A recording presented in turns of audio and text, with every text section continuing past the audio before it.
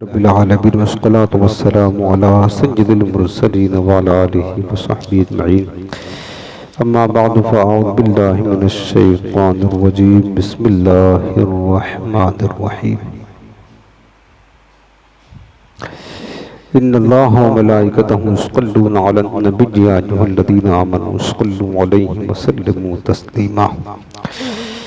اللهم صل على سيدنا مولانا محمد وعلى آله وصحبه وسلم. مشکاۃ شریف باب الایمان بالقدر، تقدیر کا بیان چل رہا ہے. یہ حدیث پاک حضرت سیدنا ابو ہریرہ رضی اللہ تعالیٰ عنہ روایت کرتے ہیں. قال، وہ کہتے ہیں کہ قلت یا رسول اللہ صلی اللہ علیہ وسلم انی رجل شاب وَأَنَا خَافُ عَلَى نَفْسِي الْعَنَةَ وَلَا أَجِدُ مَا أَتَزَوَّجُ بِهِ النِّسَاءَ. حضرت ابو ہریرہ رضی اللہ عنہ کہتے ہیں کہ میں نے کہا کہ یا رسول اللہ صلی اللہ علیہ وسلم، بے شک میں ایک جوان آدمی ہوں. بہت غریب تھے حضرت ابو ہریرہ، اصحاب صفہ میں سے تھے. کوئی نہیں تھا آپ کے، نہ گھر تھا نہ کوئی کام کاج تھا، بس دنوں رات حضور کی بارگاہ میں پڑے رہتے.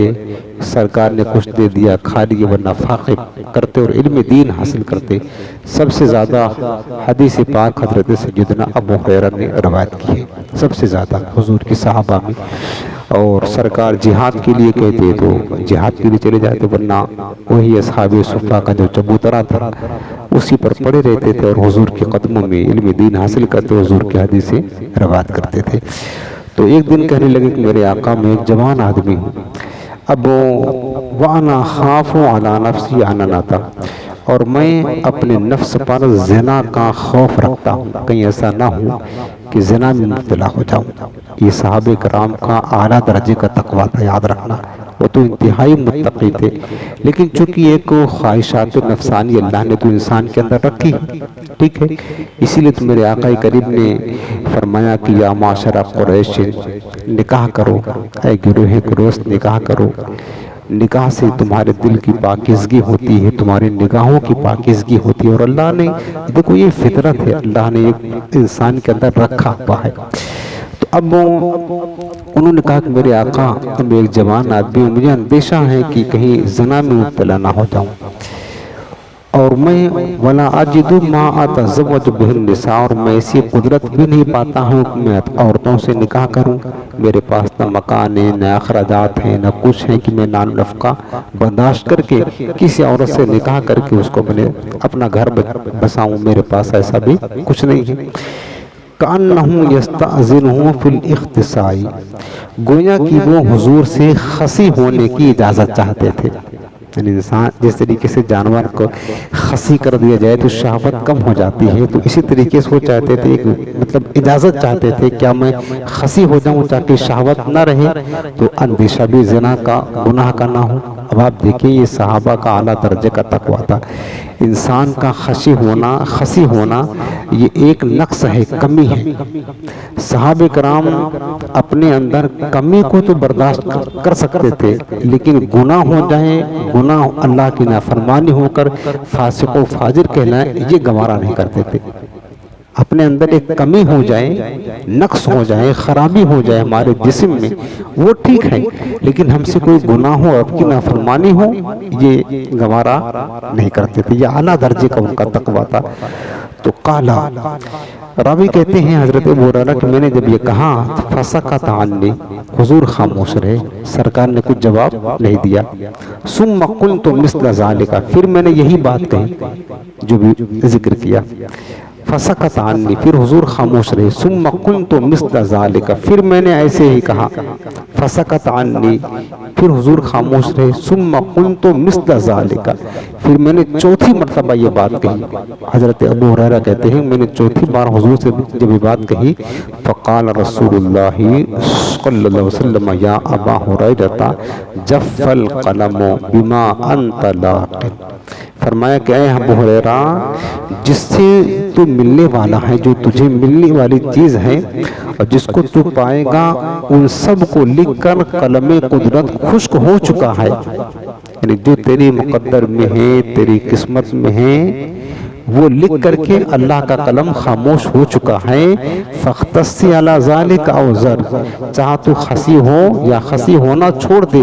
یعنی حضور یہ فرمانا چاہتے تھے کہ اگر تیرے مقدر میں زناکاری نہیں ہے تو خسی نہیں ہوگا، یا خسی ہوگا تو بھی تو زنا نہیں کر سکتا ہے، اور اگر تیرے مقدر میں ہے یہ بات لکھا جا چکا ہے تو اگرچہ خسی ہو جائے تو پھر بھی تو وہاں تک پہنچ جائے گا۔ یہ حضور فرمانا چاہتے تھے کہ جو تیرے مقدر میں لکھا جا چکا ہے، بما انت لاقین، جو بات تجھے ملنے والی ہے وہ ہو کر کے رہے گی، اور اللہ کا قلم قدرت اس بات کو لکھ کر کے خاموش ہو چکا ہے۔ یعنی اب مطلب بھی سمجھانا چاہتے تھے میرے آقا علیہ السلام کی دیکھو خسی ہونا جو ہے نا، انسان کا خسی ہونا، اس کو شریعت کی اصطلاح میں مسلح کہتے ہیں۔ مسلح کے معنی یہ ہوتا ہے کہ اپنے جسم کو بگاڑنا، اپنے جسم کو بگاڑنا، جیسے کان کاٹ دیا، ناک کاٹ دیا، خسی ہو گئے، تو یہ اسلام میں حرام ہے، یاد رکھنا۔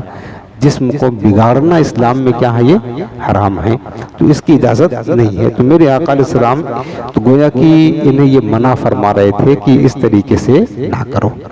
دوسری بات سرکار نے تقدیر کا ذکر کیا کہ انسان جو بھی چاہے کوشش کر لے، لیکن جو اس کے مقدر میں لکھا ہے بہرحال وہ اس کو مل کر کے رہے گا۔ اگلی حدیث پاک حضرت سیدنا عبداللہ بن عمر رضی اللہ تعالیٰ عنہ سے ہیں۔ وہ کہتے ہیں کہ قال رسول اللہ صلی اللہ علیہ وسلم ان قلوب بنی آدم کلہا بین اصبعین من اصابع الرحمن کا قلب واحد۔ حضور نبی کریم اسلام فرماتے بے شک بنی آدم، تمام بنی آدم کے دل، یعنی تمام انسانوں کے دل رحمان کے انگلیوں میں سے دو انگلیوں کے درمیان ہیں، ایک دل کی طرح۔ یہ لفظی ترجمہ کر رہا ہوں۔ یہ جو عبارت ہے حدیث پاک کا حصہ جو ہے نا، یہ اس کو کہتے ہیں متشابہات میں سے، جیسے قرآن عظیم میں ہے کہ ید اللہ فوق ایدیہم، اللہ کا ہاتھ ان کے ہاتھوں کے اوپر ہے۔ تو اس طریقے سے جو الفاظ قرآن و حدیث میں آئے ہیں تو اس کو بولتے ہیں متشابہات، یعنی جو الفاظ لفظ سے ظاہری معنی ہوتا وہ مراد نہیں ہوتا ہے، چونکہ اللہ تعالی ہاتھ سے پاک ہے۔ وجہ اللہ لفظ آیا ہے کل من علیہ فان ویبقى وجہ ربک، جس کا معنی چہرہ ہوتا ہے، اور تمہارے رب کا چہرہ باقی رہے گا۔ حالانکہ اللہ چہرہ سے بھی پاک ہے، انگلیوں سے بھی پاک ہے، ہاتھوں سے پاک ہے، تو اس کو متشابہات کہتے ہیں۔ جو لفظ سے مراد معنی ظاہر ہوتا وہ مراد نہیں ہوتا ہے، اس کی تعویل کی جاتی ہے۔ تو یہاں پر اس سے مراد ہے قدرت اور طاقت، اس سے مراد ہے کیا ہے؟ قدرت اور طاقت۔ یہ نہیں کہ اللہ تعالیٰ کے معاذ اللہ انگلیاں ہیں جس طرح ہماری انگلیاں ہیں، اللہ کے ہاتھ ہیں، اللہ کے پیر ہیں، یہ مراد نہیں۔ اس کا مطلب یہ ہے کہ اللہ کی مطلب طاقت اور قدرت مراد ہوتا ہے، کبھی ذات مراد ہوتا ہے، کبھی طاقت و قدرت مراد ہوتا ہے، اس کو متشابہات میں سے شمار کیا جاتا ہے۔ اب یہاں پر معنی یہ سمجھے کہ بے شک بنی آدم، تمام بنی آدم کے دل رحمان کی انگلیوں میں سے دو انگلیوں کے درمیان ہے، ایک دل کی طرح۔ مطلب یہ ہوتا ہے کہ تمام انسانوں کے دل اللہ تعالیٰ کے قبضہ و اختیار میں ہے، یہ معنی ہے۔ تمام انسانوں کے دل کیا ہے؟ اللہ تعالیٰ کے قبضہ قدرت میں ہے۔ یصرفہ کیف یشاء، اللہ جیسے چاہتا ویسے پھیر دیتا اس کو، ٹھیک ہے نا؟ ہمارے دل ہمارے قبضے میں نہیں ہے، اللہ کے اختیار میں ہے، اللہ کے قبضے میں ہے، جیسے چاہتا پھیرتا ہے۔ کسی انسان کو خیر کی طرف پھیرتا ہے، کسی کو شر کی طرف پھیرتا ہے، کسی کو اچھائی کی طرف پھیرتا ہے، کسی کو برائی کی طرف پھیرتا ہے۔ یہ اللہ تعالیٰ کا، یہ اللہ تعالیٰ کا، اللہ تعالیٰ جیسے دل میں بات ڈالتا اس کے قبضے میں ہے، اس کے اختیار میں ہے۔ باقی اگر ہم کو نیک عمل کی توفیق ملی ہے، ہم یہ تو کہتے ہیں نا کہ میرے رب کا کرم ہے کہ اللہ نے ہمیں توفیق عطا فرمائی، ہمارے رب نے ہم سے یہ دین کا کام لیا۔ یہ تو کہتے ہیں نا کہ اپنا کمال سے مطلب نہیں، ہم نے کیا، یہ تو مسلمان کہتا نہیں ہے، نہ کہنا بھی چاہیے۔ ہم تو یہ کہتے ہیں کہ میرے رب کا کرم ہے کہ اللہ نے ہم سے یہ کام لے لیا، یہ کروا لیا، اللہ نے توفیق بخشی۔ تو توفیق بخشنا مطلب یہی ہے کہ یصرف ما یشاء، اللہ تعالیٰ جدھر چاہتا ہے ادھر پھیر دیتا، جیسے چاہتا پھرتا ہے۔ تو سارے فرمایا کہ بنی آدم کے جو دل ہیں یہ اللہ تعالیٰ کے قبض و اختیار میں ہے، تو اللہ تعالیٰ جیسے چاہتا پھیرتا ہے۔ ثم قال رسول اللہ صلی اللہ علیہ وسلم، پھر حضور اسلام نے یہ دعا مانگی، اللہم مصرف القلوب صرف قلوبنا علی طاعتک، اے اللہ، اے دلوں کو پھیرنے والے، ہمارا دل اپنی اطاعت پر پھیر دے، اپنی اطاعت کی طرف پھیر دے۔ حضور السلام نے یہ امت کے لیے گویا کہ دعا کی تعلیم فرمائی ہے، ورنہ میرے آقا علیہ السلام کا دل مبارک تو اللہ تعالیٰ کے حفظ و امان میں ہے پیارے۔ حضور تو سید المعصومین ہے، حضور نبی کریم السلام کو کوئی خطرہ نہیں معاذاللہ۔ ہمارا تو خطرہ ہے کہ ہمارا دل آج کچھ کہتا، کبھی کچھ کے معاذاللہ۔ ہمارا آج ایمان پر قائم ہے، کبھی اللہ نہ کرے ایمان سے ڈگمگا جائے، ہم کیا کریں گے؟ ہمارے دل تو خطرے میں ہیں۔ حضور نبی کریم السلام کا دل مبارک خطرے میں نہیں ہے کہ جو سرکار دعا کر رہے تھے کہ اللہ ہمارے دل کو پھیر دے اپنی اطاعت کی طرف، یا ثابت قدم رکھ۔ در حقیقت یہ ساری دعائیں حضور کی امت کے تعلیم کے لیے ہوتی تھی، سمجھ رہے ہیں نا؟ تو میرے آقا علیہ السلام اس طرح اکثر یہ دعائیں مانگا کرتے ہوئے، ہمیں بھی چاہیے کس طریقے سے ہم دعائیں کریں۔ یا مقلب القلوب صرف قلبی علی طاعتک، اے دلوں کو پھیرنے والے ہمارے دل اپنی اطاعت کی طرف پھیر دے۔ سمجھ رہے؟ یہ اس حدیث پاک کا ترجمہ ہوا۔ اگلی حدیث پاک حضرت سیدنا ابو ہریرہ رضی اللہ تعالیٰ عنہ سے، وہ کہتے ہیں کہ حضور نبی کریم صلی اللہ علیہ وسلم فرماتے ہیں کہ ما من مولود الا یولد علی الفطرۃ فابواہ یحودانہ او ینصرانہ او یمجسانہ۔ میرے آقا کریم فرماتے ہیں کہ جو بچہ پیدا ہوتا ہے وہ دین فطرت پر پیدا ہوتا ہے۔ ہر بچہ پیدا ہونے والا کدھر پیدا ہوتا ہے؟ کس پر؟ دین فطرت۔ دین فطرت کیا ہے؟ دین فطرت انسان کا وہ پیدائشی دین ہے جو اس نے عالم ارواح میں رب العالمین نے جو اقرار کروایا تھا۔ عالم ارواح میں رب نے پوچھا تھا نا، اللہ تعالیٰ نے قیامت تک آنے والی بنی آدم کی تمام روحوں کو پہلے بنایا، ٹھیک ہے نا؟ حضرت آدم سے لے کر آخری انسان تک جتنے بھی انسان آنے والے تھے، انبیاء بھی، صالحین بھی، عام بھی، کافر و فاسق و فاجر جو بھی ہونے والے تھے، سب کی روحوں کو پہلے بنا دیا۔ جسم تو بعد میں بنے، روحیں پہلے بنی۔ ہماری نسلیں، پوتے پر پوتے جو ابھی تک نہیں ہیں، ان کی روحیں بھی پیدا ہو چکی ہیں۔ تمام روحوں کو بنا کر جس جگہ جمع کیا اللہ نے، اس جگہ کو عالم ارواح کہتے ہیں، روحوں کی دنیا، ٹھیک ہے؟ پھر اللہ نے 3 طرح کا وہاں عہد لیا ان تمام روحوں سے، اس میں انبیاء کی بھی روحیں تھیں، امام الانبیاء کی بھی روح مقدسہ تھی، صحابہ کی، اولیاء کی، سب کی، اور ساری امت کی، حضرت آدم سے لے کر آخری امت تک۔ اب وہ پہلا عہد کیا لیا اللہ نے؟ الست بربکم، قرآن میں اس کا ذکر ہے، کیا فرمایا؟ الست بربکم۔ کس سے پوچھا؟ تمام روحوں سے پوچھا، یہ بتاؤ کیا میں تمہارا رب نہیں ہوں؟ ہم سے، آپ سے، ساری روحوں سے پوچھا، کیا میں تمہارا رب نہیں ہوں؟ قالوا بلا، تمام روحوں نے بیک زبان ہو کر کہا بلا، ہاں مولا تو ہمارا رب ہے، کیوں نہیں؟ اور سب سے پہلے جس کی روح نے بلا کہا وہ امام الانبیاء ہمارے پیارے آقا کی مقدس روح نے بلا کہا، سمجھ رہے؟ ساری روحوں نے کہا، جو دنیا میں بعد میں آ کر کے مشرک کافر ہوئے انہوں نے بھی کہا کہ بلا، بلا مانے کیوں نہیں، تو ہمارا رب ہے۔ اب وہ اللہ تعالیٰ کی ربوبیت پر، اس کی خالقیت پر ایمان لے آئے تمام روحیں نا، اب اسی ایمان پر قائم تھی روحیں، ٹھیک ہے نا؟ اب عالم ارواح میں تو کوئی کفر کیا نہیں، کسی نے شرک کیا نہیں۔ وہاں سے جب جس کی پیدائش کا وقت ہوتا ہے جو اللہ نے مقدر کیا ہے، وہاں سے روحیں اٹھا کر کے کہاں ڈالی جاتی ہیں؟ ماں کے پیٹ میں جب بچہ ہوتا 4 مہینے کا، یہ سارے بات آپ حدیث پاک کے درس میں پیچھے سن چکے ہیں اور ہم نے تفصیل بھی بتائی تھی۔ جب بچہ ہوتا ماں کے پیٹ میں کتنے مہینے کا؟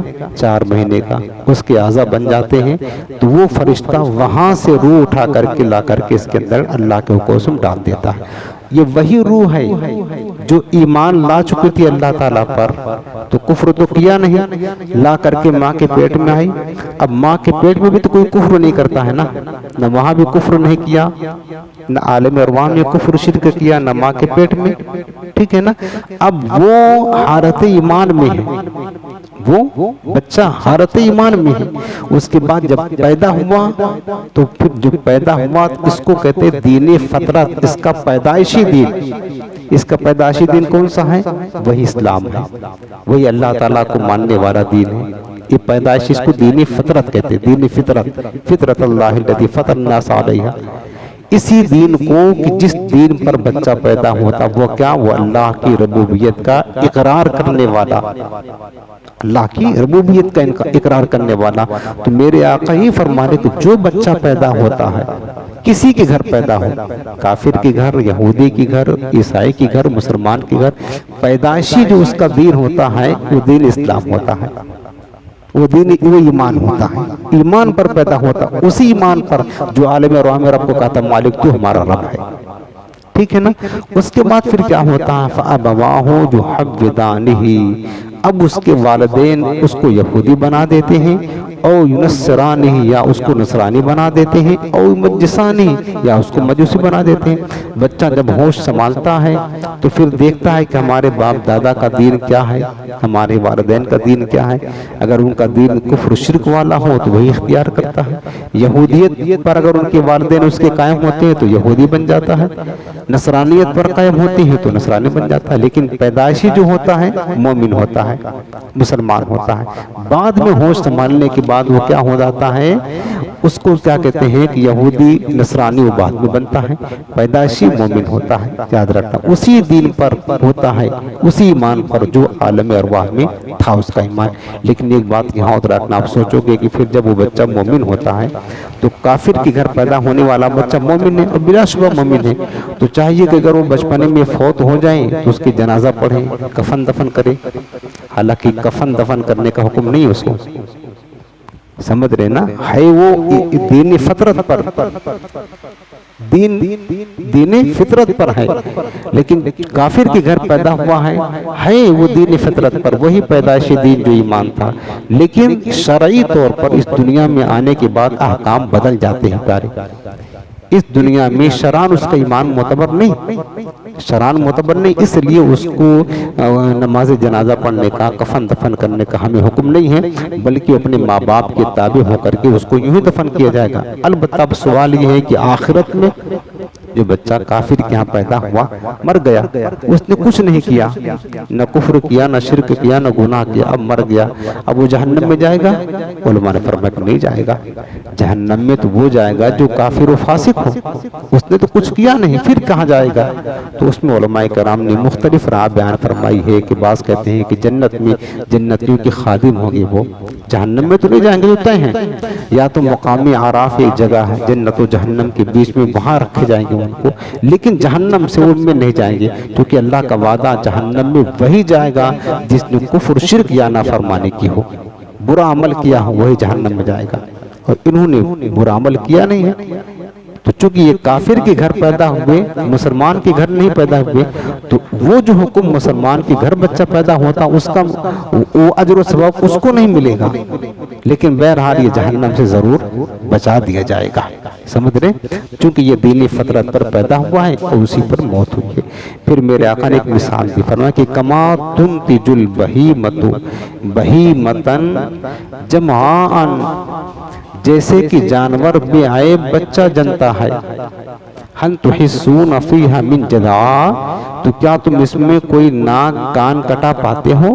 جانور کے ہاں جب بچہ پیدا ہوتا آپ نے دیکھا ہوگا اکثر بے عیب ہوتا، صحیح و سالم ہوتا، بعد میں لوگ اس کے کان کاٹ دیتے ہیں، کوئی پوچھ کاٹ دیتا ہے، اس کو عیب دار کر دیتے ہیں، خسی کر دیتے ہیں، عیب دار کر دیتے ہیں، ٹھیک ہے نا؟ حالانکہ خسی ہونا جانوروں میں عیب نہیں، یاد رکھنا، باقی دیگر چیزیں کان وغیرہ کاٹنا ہو سکتا ہے عیب بھی شمار ہو، لیکن میرے آقا نے مثال دی کہ جس طریقے سے جانور بچہ بے عیب جنتا ہے، اسی طرح بچہ جو پیدا ہوتا ہے کسی کے گھر پیدا ہو وہ کفر شرک کے عیب سے پاک ہوتا ہے، دینی فطرت پر یعنی دین اسلام پر پیدا ہوتا ہے۔